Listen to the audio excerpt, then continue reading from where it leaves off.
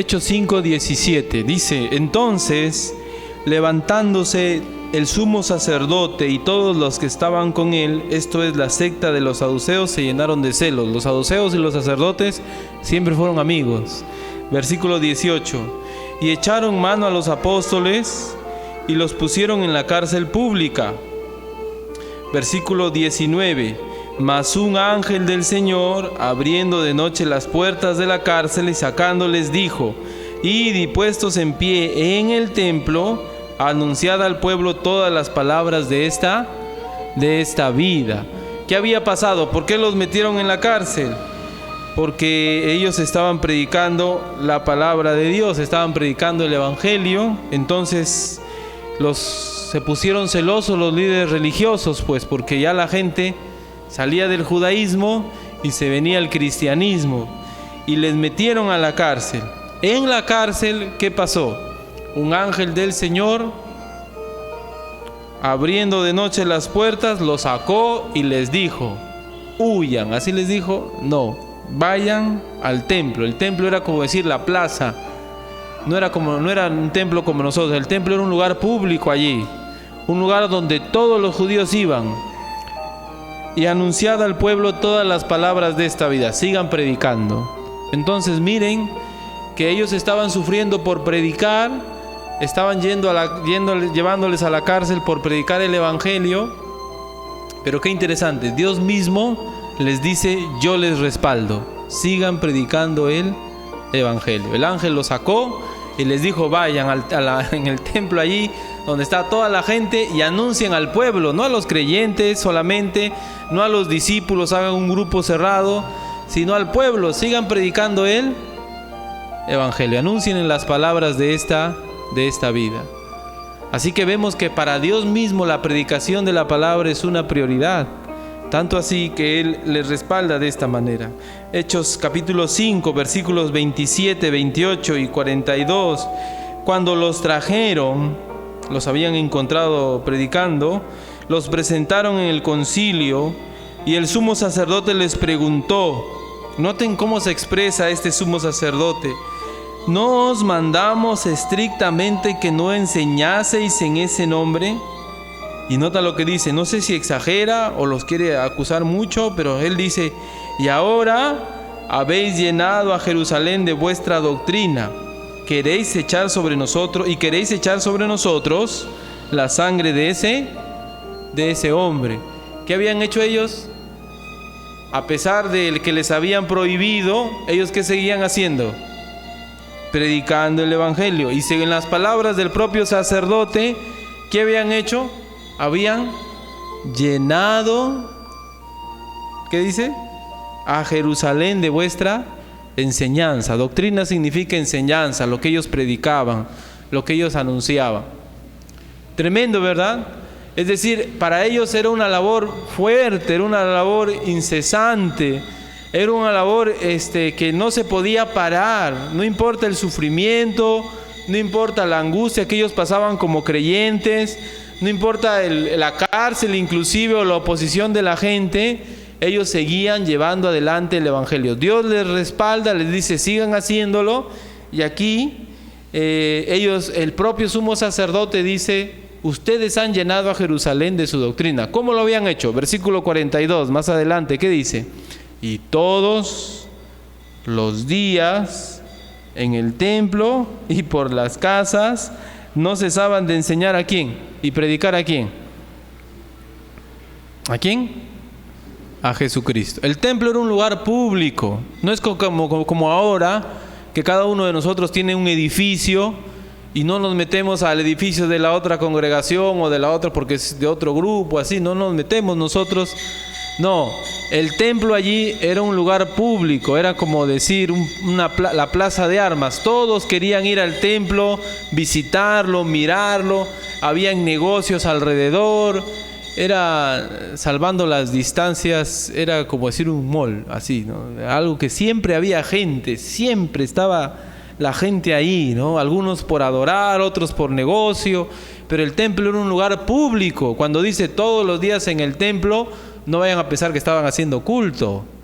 No, estaban ahí en un lugar abierto, público, anunciando del Señor Jesucristo a la gente, predicándoles el evangelio. Y por las casas, obviamente, ¿no?, entre los contactos, entre los creyentes, también anunciaban el evangelio. De esa manera estaban llenando toda Jerusalén, y estaba enojado el sumo sacerdote. ¿Qué nos indica eso? Que para los cristianos de ese momento el evangelismo, la predicación del evangelio era algo que se hacía de vez en cuando. No, ¿verdad?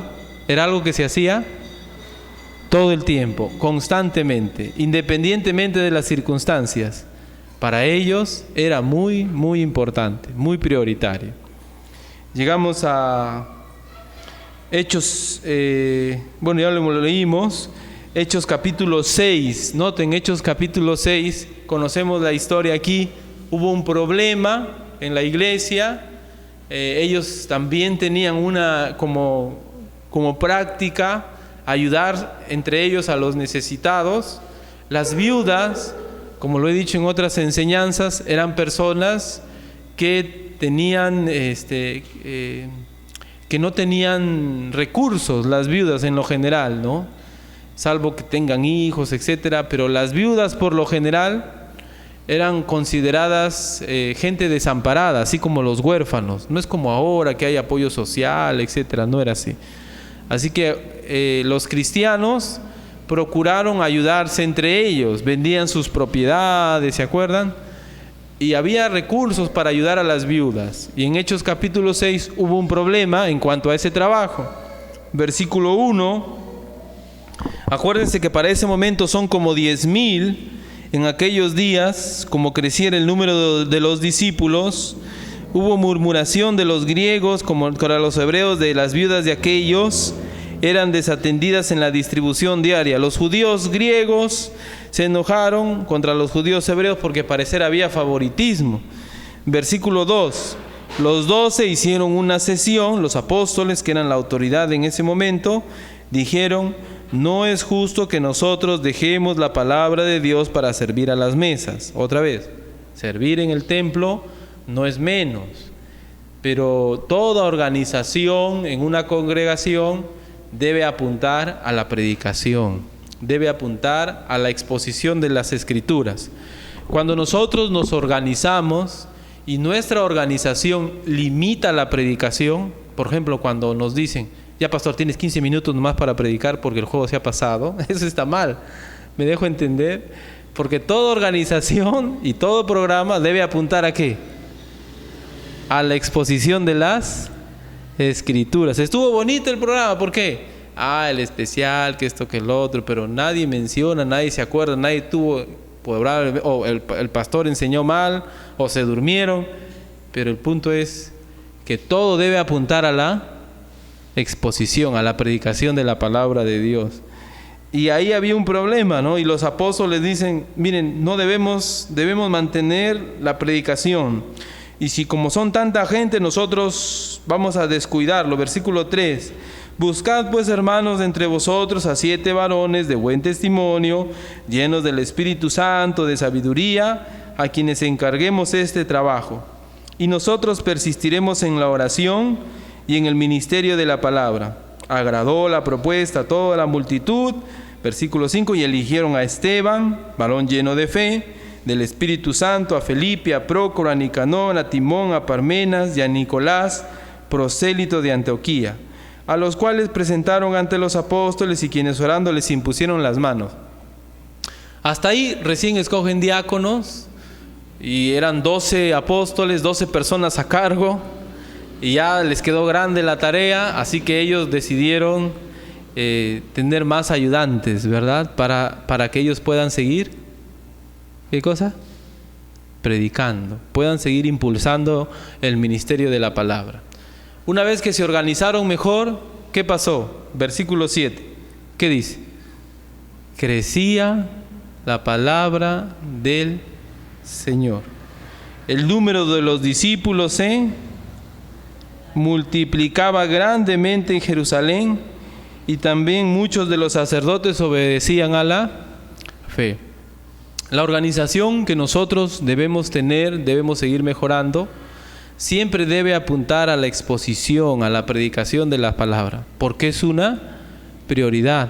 Cuando nosotros dejamos de predicar la palabra y específicamente el Evangelio, empezamos, hermanos, a debilitarnos, empezamos a fallar, porque no es, creo, el objetivo de Dios que nosotros descuidemos la predicación del Evangelio. Como ustedes ven, para los discípulos del primer siglo, muchos de ellos habían sido testigos de las enseñanzas del propio Jesús, y Jesús les dijo: id y predicad el Evangelio, sean testigos, ¿no?, de lo que yo les he enseñado.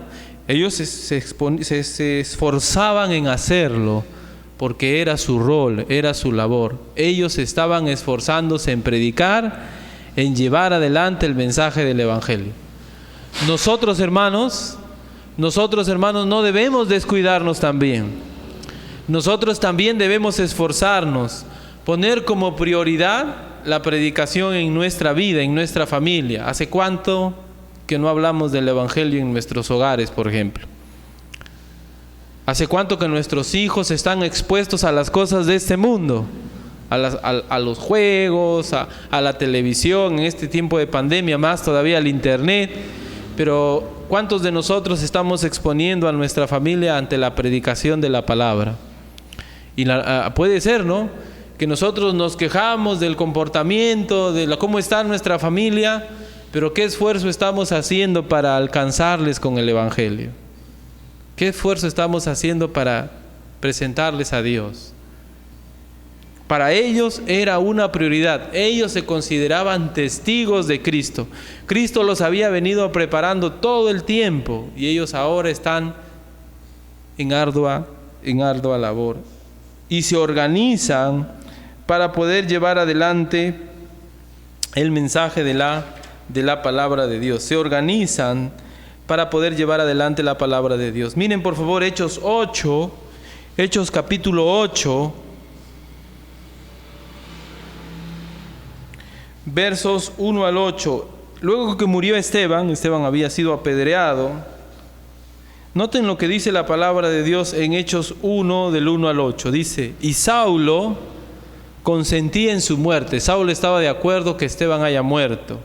¿Y qué pasó? Dice: en aquel día hubo una gran persecución contra la iglesia que estaba en Jerusalén, y todos fueron esparcidos por las tierras de Judea y de Samaria, salvo los apóstoles. Miren, a pesar de haber recibido las enseñanzas de Cristo, y a pesar de que Cristo fue a regiones vecinas, los apóstoles todavía, y a pesar de haber recibido la comisión: id y predicad el Evangelio a toda criatura, id y haced discípulo, ¿a cuántas naciones? En todas las naciones, ¿verdad? Los judíos, los discípulos, como eran judíos, todavía estaban con ese pensamiento nacionalista. Ellos solo pensaban en judíos. Los judíos deben ser salvos. Ellos pensaban en esa manera, parece. Miren, por favor, versículo 2.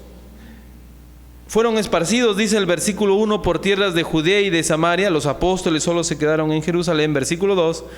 Y hombres piadosos llevaron a enterrar a Esteban e hicieron gran llanto sobre él. Versículo 3. Y Saulo asolaba la iglesia, y entrando casa por casa arrastraba a hombres y mujeres y los entregaba en la cárcel. Versículo 4, noten lo que dice: pero los que fueron esparcidos iban por todas partes anunciando el Evangelio. Versículo 5, entonces Felipe, descendiendo a la ciudad de Samaria, les predicaba a Cristo, y la gente unánime escuchaba atentamente las cosas que decía Felipe, oyendo y viendo las señales que hacía, porque de muchos que tenían espíritus inmundos salían estos dando grandes voces, y muchos paralíticos y cojos eran sanados. Así que había gran gozo en aquella ciudad. Ya al parecer ellos van cambiando esa mentalidad, todavía no del todo. Más adelante vamos a ver episodios donde el propio Pedro se siente, ¿cómo se dice? inquieto por predicar a un gentil, ¿no? Ellos estaban animosos de predicar a su gente, ¿no? En otra persecución más adelante vamos a notar cómo algunos no hablaban cuando ya salieron del territorio de Israel, no hablaban a otros, ¿no? Aquí ellos empezaron a predicar en diferentes lugares. Versículo 4 dice: pero los que fueron esparcidos habían dejado sus casas, estaban huyendo para no morir, porque eran cristianos, estaban huyendo para poder vivir. Pero ¿qué hacían mientras huían, hermanos? Se iban llorando de su suerte, se iban quejándose de que la vida es mala con ellos, ¿cómo iban ellos? Iban, dice versículo 4, por todas partes, ¿qué dice? Anunciando. El evangelio era una prioridad.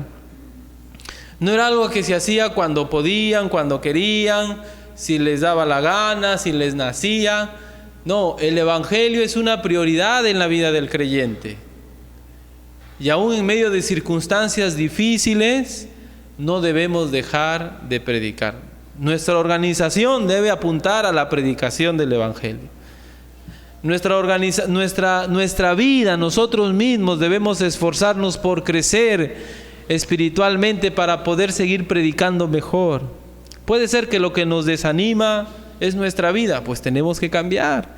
Puede ser que lo que nos frustra es nuestra familia, pues tenemos que trabajar en nuestra familia, porque es una prioridad la palabra de Dios. Miren, si para ellos la prioridad fuese otras cosas, ellos quizás no hubiesen predicado el evangelio, pero para ellos la predicación del evangelio era una prioridad. En casa, ¿todos ya conocen a Cristo? Los que te conocen, ¿puedes hablarles el evangelio? El evangelio es una prioridad. Están predicando en Samaria, Felipe va por allí y empieza a formar esas iglesias que luego va a pasar más adelante, se van a ver. Hechos 8, 26 al 40, miren lo que dice. Hechos 8, 26 al 40. El Espíritu Santo le lleva a Felipe y Felipe se encuentra con el eunuco, un funcionario de Candace de Etiopía. Versículo 29 dice: y el Espíritu dijo a Felipe: acércate y júntate a ese carro. Felipe se acerca y cuando se acerca lo oye al eunuco que está leyendo el profeta Isaías, una profecía de Cristo, y Felipe le dice: ¿entiendes lo que lees? Y el etíope le dice, versículo 34, noten lo que dice, versículo 34, respondiendo el eunuco dijo a Felipe: te ruego que me digas, ¿de quién dice el profeta esto? ¿De sí mismo o de algún otro? Entonces Felipe, abriendo su boca y comenzando desde esta escritura, le anunció el evangelio de Jesús. Y yendo por el camino llegaron a cierta agua, y dijo el eunuco: aquí hay agua, ¿qué impide que yo sea bautizado? Felipe le dijo: si crees de todo corazón, bien puedes. Y respondiendo dijo: creo que Jesucristo es el Hijo de Dios. Ahora notemos algunas cosas aquí. Lo que debemos notar es que el etíope era un prosélito. ¿Qué es un prosélito en este contexto? Era alguien que creía en Dios. ¿Qué hacía el etíope por ahí? Versículo 27 dice: entonces él se levantó y fue, y sucedió que un etíope, eunuco, funcionario de Candace, reina de los etíopes, el cual estaba sobre todos sus tesoros, ¿qué dice? Y había venido ¿a qué? Eso es una creencia judía. ¿Cuál es la creencia judía? El dogma judío, que si tú quieres presentar un sacrificio a Dios, ¿a dónde tenías que ir? A Jerusalén. Él era un prosélito, había aprendido en algún momento la religión judía y se había vuelto al judaísmo.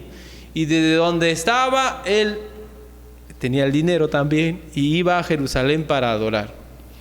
Notemos eso, notemos que Dios anda va abriendo la mentalidad de los discípulos cristianos, y ya les va llevando no solo a judíos nacidos allí en la región judía, en el pueblo de Israel, sino ya les hace ver en otras naciones ya. Pero va empezando por personas que seguían al judaísmo, personas que conocían el Antiguo Testamento, personas que de alguna manera conocían de Moisés, etc.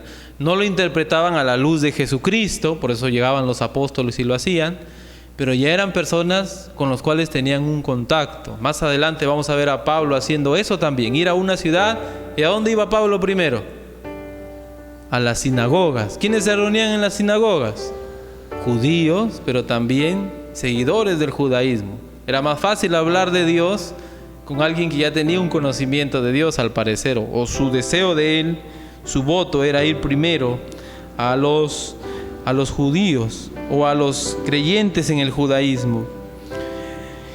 Pero poco a poco el Señor va a abrir la mente de ellos. Más adelante vamos a ver otro episodio donde ellos van a abrir su entendimiento de que Dios no solo quiere salvar a judíos nacidos en Israel, sino Dios también quiere salvar a todas las naciones. Aunque Cristo les había dicho eso, para ellos era un paso muy grande, difícil, pero Dios les iba a hacer ver. ¿Saben por qué? Porque Dios quiere que prediquemos. ¿Hasta dónde, hermanos? ¿Hasta dónde, hermanos? Y para poder predicar hasta lo último de la tierra, debemos quitar esas barreras que ellos tenían y que quizás nosotros tenemos también. Dios nos va a ayudar. Dios nos va a ayudar en tanto estemos en ese deseo de poder llevar, de poder compartir la palabra de Dios. Algunos dicen, no sabemos, que este funcionario de Candace volvió a Etiopía y estableció una iglesia, y algunos dicen así, ¿no? No sabemos si es verdad, pero interesante es, ¿no? Cómo Dios va llevando a sus apóstoles al siguiente nivel, a sus discípulos. Vamos a predicar el evangelio a toda criatura. Hermanos, nosotros también debemos esforzarnos. Quizás hay cosas en nuestra mente que nos detienen, quizás nos sentimos muy injustos, muy impíos. Debemos seguir meditando en Dios, seguir creciendo. Yo les aseguro, por experiencia personal, que si ustedes aman a Dios, si nosotros nos esforzamos en la palabra de Dios, si nosotros cada día reflexionamos en la palabra de Dios, vamos a terminar yendo a predicar. No nos va a quedar otra. Vamos a terminar convencidos por la palabra de Dios que solos o acompañados tenemos que hacerlo. Si nosotros andamos reflexionando en las Escrituras, vamos a terminar convencidos de eso. Así que yo les animo, que la palabra de Dios abunde en nosotros. Vamos a ponernos de pie y vamos a orar en esta mañana. Amado Dios, gracias te damos por esta mañana, gracias por tu misericordia, gracias Señor por la salvación. Gracias también te damos por tu amor para con nosotros, y a pesar de las pruebas, las dificultades, tu gracia en nuestras vidas. Señor, sabemos que estamos expuestos siempre como pecadores a fallar, a desagradarte, a ofenderte, Señor. Pero gracias porque tú eres un Dios perdonador, un Dios grande sobre nosotros y que renueva sobre nosotros cada día sus misericordias. Señor, ayúdanos a predicar tu palabra. Quita de nosotros, Señor, todo velo, todo obstáculo que no nos deja ver tu voluntad, tu deseo.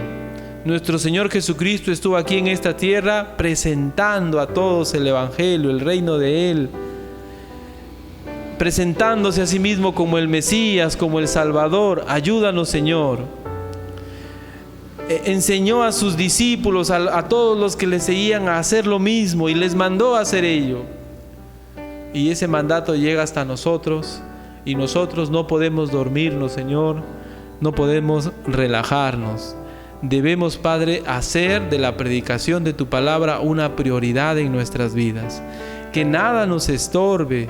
Si hay pecados en nuestra vida, preguntémonos, ¿por qué nos lo dejamos? ¿Por qué nos siguen atrapando esas cosas? ¿Por qué no predicamos? Si nuestra familia no está bien, ¿qué esperamos? Que no buscamos ayuda, que no hacemos esfuerzos para cambiar, para corregir. Porque si es una prioridad, no está bien que un creyente no predique, no está bien que un creyente no presente el Evangelio, no está bien que siempre tengamos excusas para no predicar. Si no sabemos, podemos aprender. Oh Dios, ayúdanos. Ayúdanos en las oportunidades que tú nos das, presentar a Cristo claramente. Padre, todo hay solución. Ayúdanos a considerarnos testigos, porque puede ser ese el problema, que nosotros pensamos que la predicación es para otros y no nos damos cuenta que al ser cristianos ya somos llamados a ser testigos de tu palabra. Gracias te doy, Señor, por tu palabra. Ayúdanos, oh Dios, que podamos ser motivados, desafiados a predicar a otros tu evangelio. Señor, en este tiempo, ¿cuánta gente necesita escuchar? Anda angustiada, desesperada por su vida y no se da cuenta que la muerte es el menor de los problemas. El mayor problema siempre será la condenación eterna. Ayúdanos, Señor. En el nombre de Jesús, nuestro Salvador. Amén. Amén.